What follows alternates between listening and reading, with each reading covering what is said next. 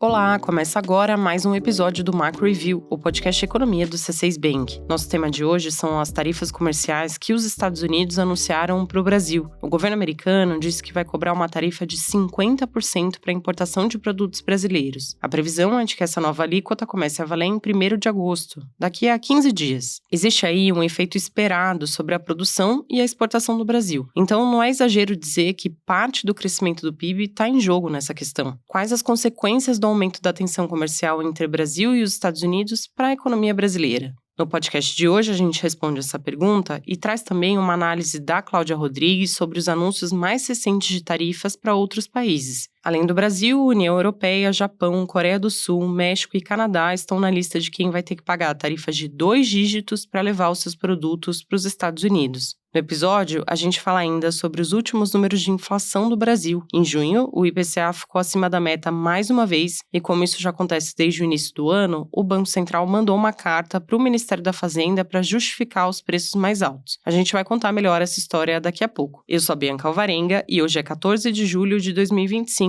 Vamos lá?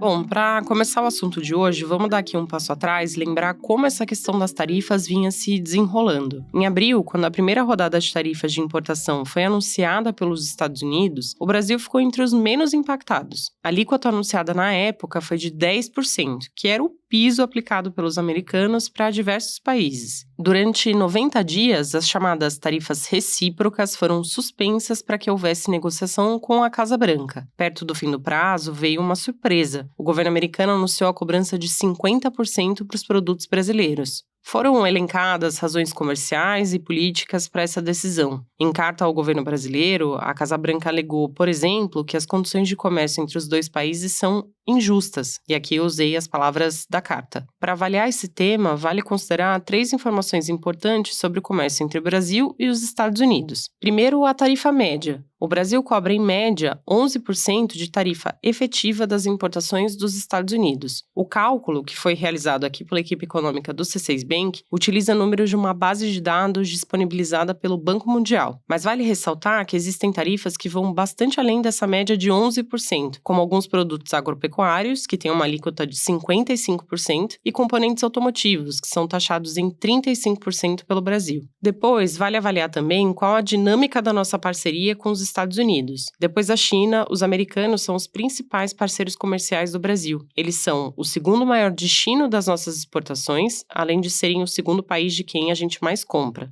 Tudo bem, mas qual o saldo dessa balança de troca entre nós e eles? Olha só, desde 2009, os americanos exportam mais do que importam no Brasil e isso aconteceu em todos os anos. Nos primeiros 6 meses de 2025, o saldo da balança estava positivo em 1 bilhão e 700 milhões de dólares para o lado americano. Dito tudo isso, ainda não é possível saber quais exportações brasileiras vão ficar de fora da cobrança de 50%. É provável que a nova alíquota não seja aplicada para produtos relevantes nas exportações para os Estados Unidos, como petróleo, aço e componentes automotivos. Esses itens ou têm regimes próprios de tributação ou não foram contemplados em decisões anteriores do governo Trump. Outro caso relevante é o da indústria aeronáutica. O Brasil tem a 3ª maior fabricante de aeronaves comerciais do mundo e parte importante dessa produção é exportada para os Estados Unidos. Pelo atual andamento, esses aviões devem ficar mais caros. E a questão agora são os próximos passos. Se a decisão do governo brasileiro for de elevar as tarifas para os produtos americanos, a tensão pode escalar. A Casa Branca afirmou que qualquer retaliação vai resultar em um aumento proporcional das tarifas, além dos 50%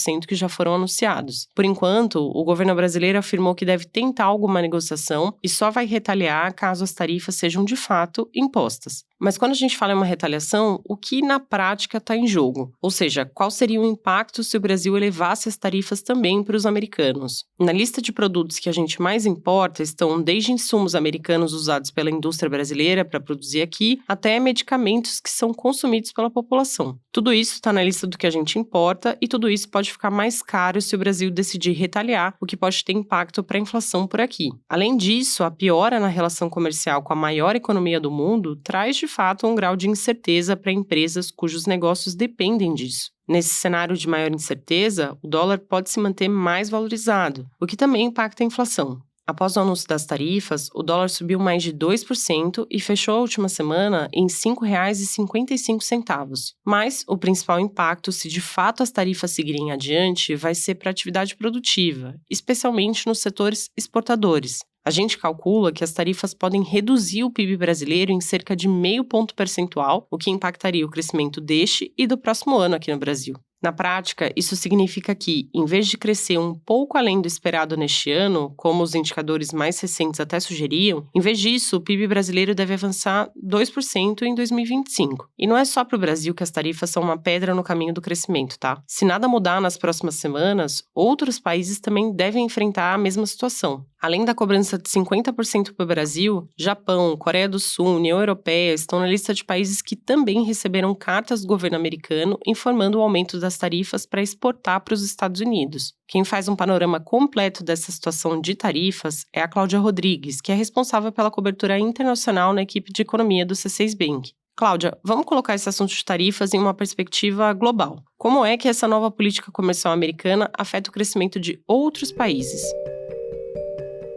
Bianca, antes de falar o quanto as tarifas afetam o crescimento, vamos pensar em como isso acontece. Quando os Estados Unidos colocam tarifas mais elevadas para importar produtos, isso significa que parte dessas importações pode simplesmente deixar de acontecer, porque os produtos ficaram caros demais. O exemplo do Brasil ajuda a entender melhor. Uma fábrica brasileira que destina parte da produção para os Estados Unidos pode ver uma demanda menor depois das tarifas. Vamos pensar que, com um custo 50% maior, esse comprador americano pode simplesmente decidir não comprar do Brasil e comprar de outro lugar. Logo, se o país produz menos, já que sua demanda para exportar diminuiu, a tendência é que isso afete o PIB de forma negativa. Em abril, quando a primeira rodada de tarifas foi anunciada, o Fundo Monetário Internacional calculou que em 2025 a economia global cresceria 0,5 ponto percentual menos do que ela cresceria sem as tarifas. Parece pouco, mas a gente está falando de uma perda de cerca de 550 bilhões de dólares para a economia do mundo. Muito mudou desde abril. Os Estados Unidos negociaram tarifas com alguns países e aumentaram as tarifas de outros. O Brasil é o exemplo disso, né? Você chegou num ponto que é importante, né, Cláudia? Como é que a gente está posicionado frente a outros países nesse assunto? Ou seja, a Casa Branca foi mais dura com o Brasil do que com outros países?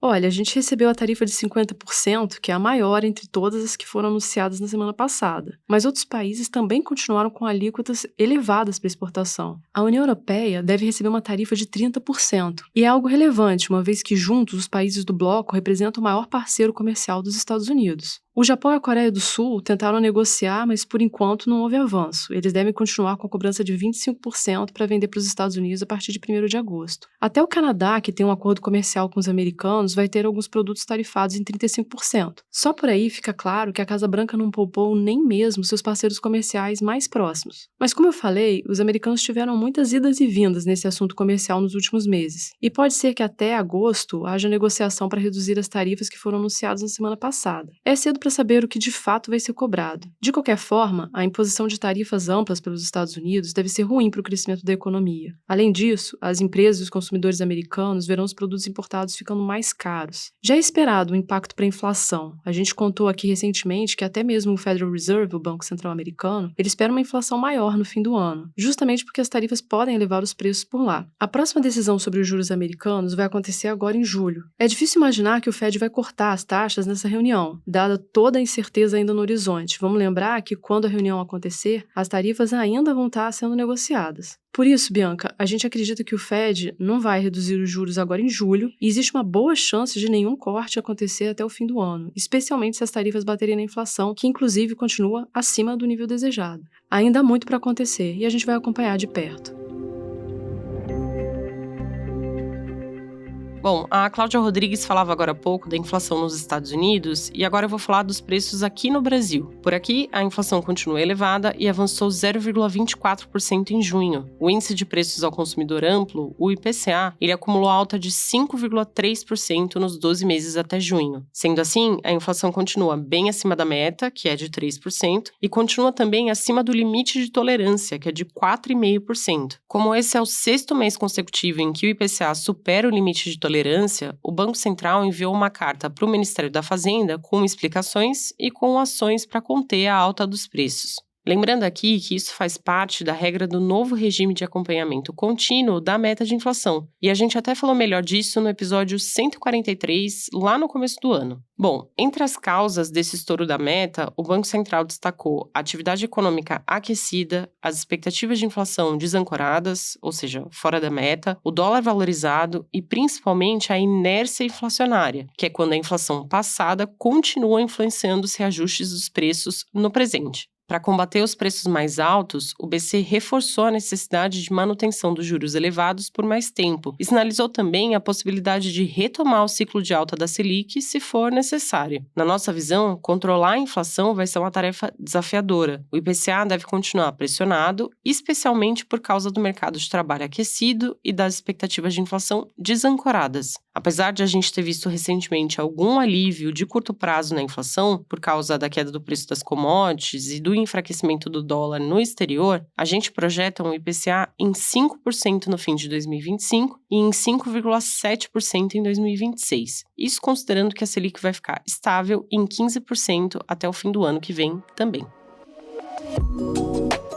Hora da nossa agenda. Eu compartilho agora os dados econômicos que a nossa equipe acompanha nos próximos dias. Vai ser uma semana de agenda mais tranquila, pelo menos quando a gente olha para a divulgação de indicadores e de dados da economia. Na terça-feira, saem os dados de inflação ao consumidor nos Estados Unidos, o CPI. A gente acredita que o núcleo da inflação americana deve continuar elevado e existe aqui um risco de alta também nos preços de bens. Isso por causa justamente do aumento de tarifas comerciais que a gente falava agora há pouco. Na quarta-feira, 16 de julho, saem os dados de inflação ao consumidor, o CPI do Reino Unido. A nossa expectativa é de uma inflação ainda elevada por lá. Bom, pessoal, é isso. A gente chegou ao fim de mais um episódio. Muito obrigada por nos acompanhar até aqui. Gostou do episódio de hoje? O tema de tarifas ficou mais claro por aí? Então deixa um comentário aqui na nossa caixa que fica logo abaixo da descrição do episódio. Quem faz parte da equipe econômica do C6 Bank são o Felipe Salles, a Cláudia Moreno, a Cláudia Rodrigues, o Eliezer Jacob e o Felipe Mack. A produção e o roteiro são desse time, junto com Bianca Alvarenga e Matheus Zanin. A edição de som e a gravação ficaram com a Marina Kubiak. A divulgação nas redes sociais é da Sabrina Munhoz. Lembrando que você pode seguir o Macro Review na sua plataforma favorita de podcasts. Assim, quando a gente publicar um novo episódio, você vai ser notificado. É bom para quem quer ficar por dentro da economia e para quem quer conhecer uma visão original dos fatos econômicos. Uma boa semana para você e até a próxima!